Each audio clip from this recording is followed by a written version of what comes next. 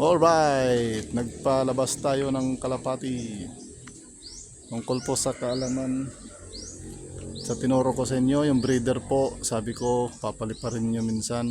Andun, pinalipad na natin yung breeder natin kasama yung inakay. Andun, pinakawalan natin kasi mahalaga po sa breeder na makondisyon sila ng maayos. Ayan, yan po yung breeder ng magulang ng inakay.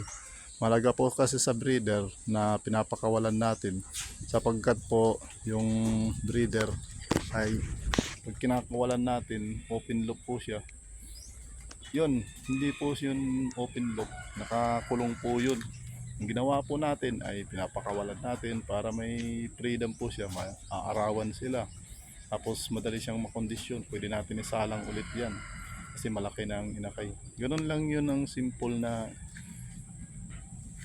pag-aalaga ng mga breeder na nasa cage. Kung lumilipad siya, hayaan mong lumipad dahil balik sa magandang kalusugan yan. Kasi mainam yung lumilipad na breeder dahil maganda yung condition niya. Guys, kalapatids, yan po, mayroon po kayong kunting natutunan sa mga newbie po. Maraming salamat po. Lagi lang yung susubaybayan yung mga pinopost ko sa video. Tapos subscribe na yun sa YouTube channel at saka like and share, follow. Yun. Yan po. Thank you so much, kalapatids.